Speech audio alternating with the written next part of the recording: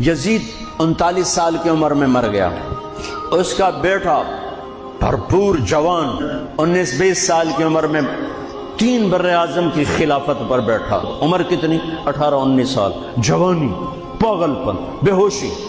40 دن حکومت کی، 40 دن۔